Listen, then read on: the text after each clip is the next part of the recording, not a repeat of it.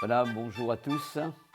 Très content de partager avec vous ce moment donc, autour de la parole de Dieu.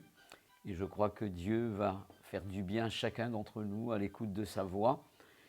J'aimerais prendre avec vous un texte de l'évangile de Jean et on lira dans le chapitre 7 du verset 2 jusqu'au verset 10.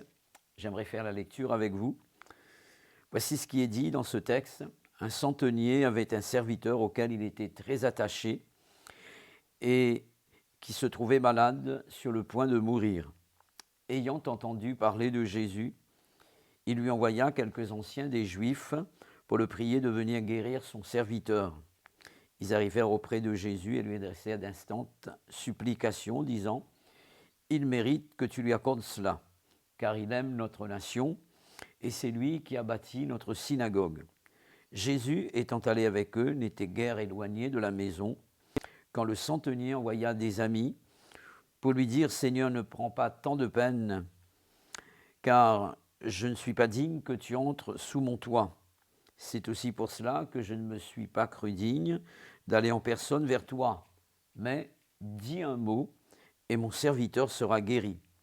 Car moi qui suis soumis à des supérieurs, j'ai des soldats sous mes ordres, et je dis à l'un va, et il va, et à l'autre viens, et il vient, et à mon serviteur fais cela, et il le fait. » Lorsque Jésus entendit ces paroles, il admira le centenier, et se tournant vers la foule qui le suivait, il dit « Je vous le dis, même en Israël, je n'ai pas trouvé une aussi grande foi. Amen. » Le titre de mon message pour chacun d'entre vous est celui-ci, une grande foi. C'est de cette manière que Jésus va qualifier la foi du centenier romain. Même en Israël, dira-t-il, je n'ai pas trouvé une aussi grande foi. La Bible présente dans ce récit la situation d'un serviteur qui était le serviteur du centenier et il est apporté cette précision quant à sa situation. Il était malade et malade sur le point de mourir. Et ce diagnostic qui nous est laissé ici par la Bible ne vient pas de l'évangéliste Luc en tant qu'évangéliste, mais d'un médecin. Et la Bible l'a appelé le médecin bien-aimé. S'il était un médecin bien-aimé, cela veut dire que c'était certainement un bon médecin. Et je peux dire que c'était un médecin compétent. Et la parole qu'il avait laissée ici concernant le cas de cette personne, ce serviteur, était une parole qui devait être prise au sérieux, puisqu'il s'agit d'un professionnel qui s'exprime, un expert, je dirais. Et lorsqu'un médecin compétent nous laisse un diagnostic, je pense que ça doit être considéré. Mais nous voulons comprendre que Jésus est intervenu dans la vie de cet homme et voici le résultat final. Dans le verset 10, nous avons pu lire cette information. De retour à la maison, les gens envoyés par le centenier trouvaient guéri le serviteur qui avait été malade. Comme Jésus est intervenu par un miracle dans la vie de ce serviteur, qui, pour lui donc, il n'y avait plus d'espoir. C'est quelqu'un qui était désespéré, qu'il n'y avait plus de possibilités pour lui.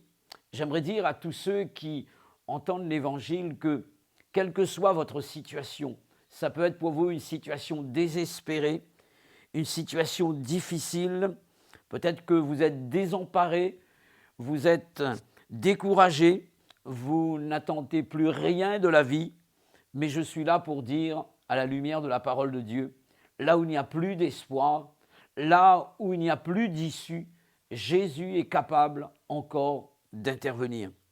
Qu'est-ce qui a permis à Jésus d'accomplir ce miracle dans la vie de cet homme ? C'est la foi du centenier qui avait fait appel à Jésus pour venir chez lui afin de guérir son serviteur. Voici ce que Jésus a pu dire de la foi de cet homme. Même en Israël, je n'ai pas trouvé une aussi grande foi. Il va parler d'une grande foi. Et qu'est-ce qui fait que Jésus était admiratif de la foi de cet homme? C'est la parole que cet homme avait prononcée au sujet de Jésus en rapport avec la maladie de son serviteur. Quelle était cette parole? Le centenier dira ceci: dis un mot et mon serviteur sera guéri. J'aimerais voir avec vous ce que représentait ce mot ou bien cette simple parole provenant de la bouche du Seigneur Jésus en faveur de cette personne malade. Premièrement, une parole de Jésus ou bien un mot de Jésus équivaut à sa présence. Les anciens juifs qui étaient venus pour demander à Jésus de se rendre dans la maison de ce centenier pour guérir le malade vont dire, mais cet homme a besoin de toi, il faut que tu déplaces, que tu viennes toi-même pour guérir le malade. Mais voici la réponse du centenier lorsque Jésus faisait route vers sa maison, s'approchant de sa maison, il va laisser cette parole: je ne suis pas digne que tu entres sous mon toit. Et moi-même, je ne suis pas digne d'aller en personne vers toi. Mais dis un mot et mon serviteur sera guéri. Dis un mot et mon serviteur sera guéri. Le centenier parlait de cette parole venant de la part du Seigneur Jésus comme étant une parole qui équivalait à la présence de Jésus. Pour lui, une parole de Jésus ou Jésus en chair et en os, c'était la même chose. Parfois, il y a de ceux qui veulent rencontrer Jésus, avoir un contact physique avec le Christ. Et ils se disent, mais si seulement il pouvait me toucher physiquement, si seulement je pouvais le voir de mes yeux, si seulement je pourrais l'entendre d'une manière audible, alors cela me suffirait pour vivre le miracle de Dieu. Que nous dit la Bible en ce qui concerne le centenier et qui fait qu'il a placé sa confiance en Jésus, ayant entendu parler de Jésus. Il n'est pas dit qu'il a entendu parler Jésus, mais il a entendu parler de Jésus. Et pour toi, c'est la même chose, mon ami.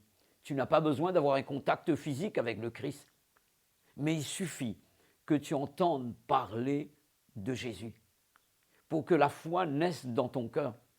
Et un seul mot, une seule parole venant du Seigneur Jésus suffit pour que tu vives le miracle de Dieu. Parce que tu entends la parole de Dieu, alors Jésus est présent dans ce lieu, là où tu es, et il veut agir en ta faveur.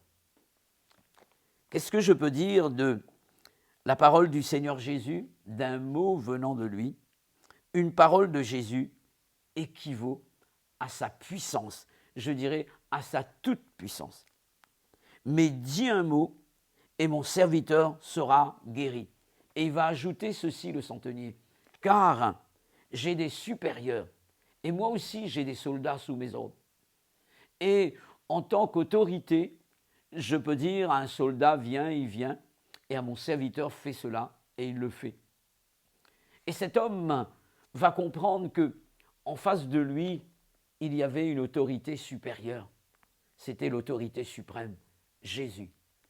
Et un simple mot de cette autorité suffisait pour que son serviteur soit guéri. Pour dire que dans ce livre que nous avons en main, qu'est la Bible, il y a une puissance qui se dégage lorsque nous plaçons notre confiance dans cette parole. Et pour toi, ce sera la même chose. Il y a de la puissance qui se dégage lorsque nous plaçons notre confiance dans la parole de Dieu. La Bible parle de cette femme atteinte d'une perte de sang qui s'est approchée du Seigneur Jésus par derrière, et la foi dans son cœur était celle-ci: si je puis seulement toucher son vêtement, je serai guéri. Car elle aussi, elle avait entendu parler du Seigneur Jésus. Et la Bible dit, au moment où cette personne a placé sa confiance dans la parole du Seigneur Jésus, une force est sortie du Seigneur Jésus pour toucher cette femme à la perte de sang. Et Jésus dira, j'ai senti qu'une force est sortie de moi. Cette même puissance peut sortir de la personne de Jésus si tu mets ta confiance en lui et pour quelle que soit ta situation.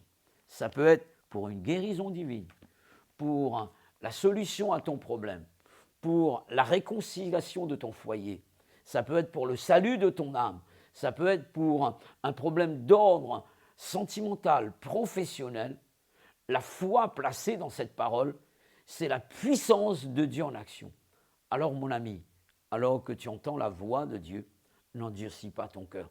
Mets ta confiance en Jésus. Cette parole équivaut à la présence du Seigneur Jésus et équivaut également à sa puissance. Alors, à toi de croire et Jésus interviendra comme il l'a fait pour le serviteur du centenier. J'aimerais que nous puissions avoir un temps de prière, un moment, afin que nous puissions manifester la foi dans la personne de Jésus et dans sa parole. Et certainement, il agira avec puissance. Alléluia. Seigneur Jésus, merci pour la parole que tu as déposée sur le cœur de toutes ces personnes qui sont en contact avec toi et qui ont entendu ta voix. Je prie pour que cette parole devienne vivante dans le cœur de chacun. C'est vrai que nous ne pouvons pas te toucher de nos mains physiques, te voir par nos yeux, mais nous croyons que lorsque ta parole est annoncée, c'est ta présence qui nous est accordée.